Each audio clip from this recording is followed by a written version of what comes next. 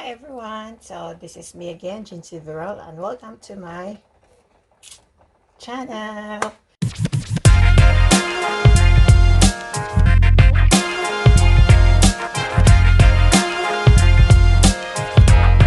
So for today's video is I'll be cooking BINIGNIT.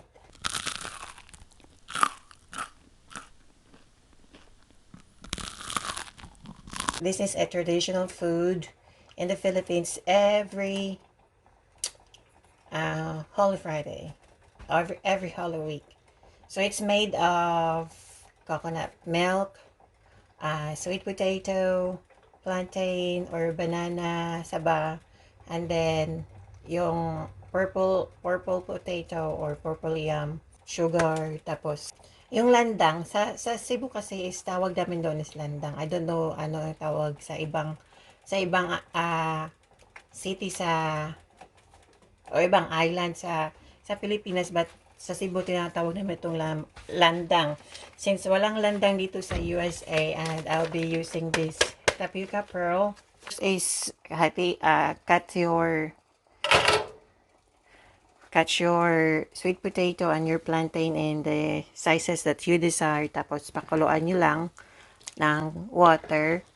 And then let it cook until mag-soft yung sweet potato. Tapos ang plantain or yung saging natin.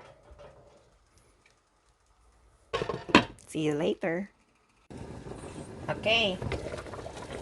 Since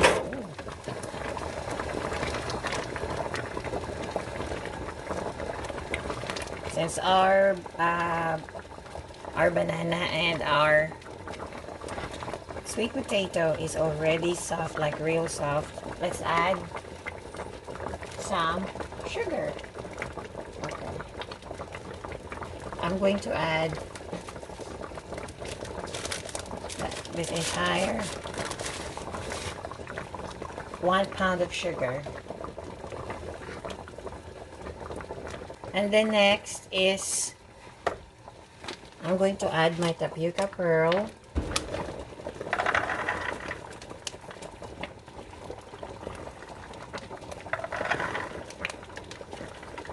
Okay. Mga 1 cup. 1 cup of tapioca pearl.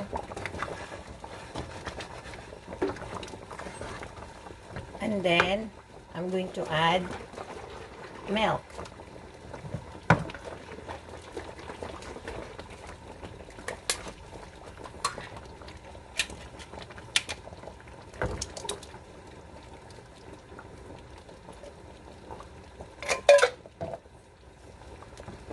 And then for fragrance, I'll be adding jackfruits.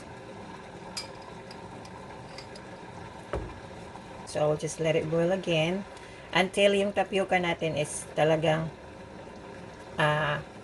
luto siya.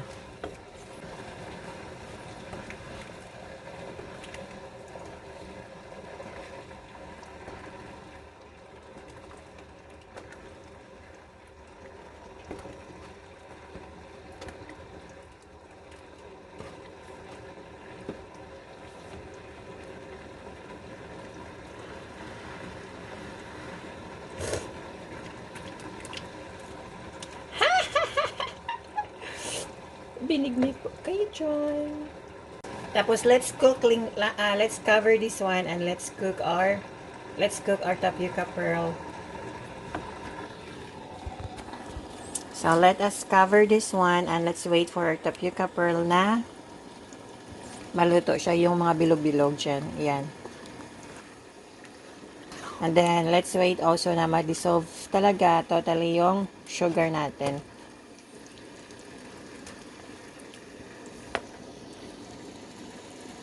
Binignit po kayo.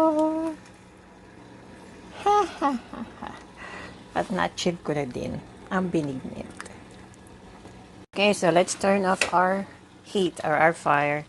Tapos ito, luto ng ating binignit.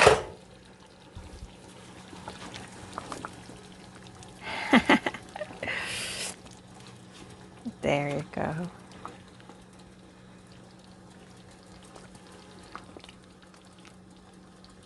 So I guess I cooked this for almost 2 hours. Yep. There. Luto na ang ating binignit. At now let's cool it down. Hold on. Let me touch the pearl. Okay. The tapioca pearl is already cooked as well. So, ooh.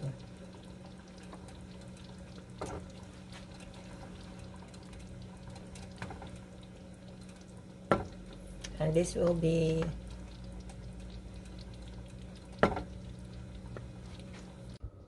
so ito. Our binignit is already cooked, and finally, like after since 2015, the last time I ate this one was 2015, and finally I had a chance to make this here in the US. And this is really very struggle if you live in outside Philippines, because it's hard to find the ingredients for this Holy Week food that we always cook in the Philippines. So here you go. So hot, I will let it sit aside and let it cool.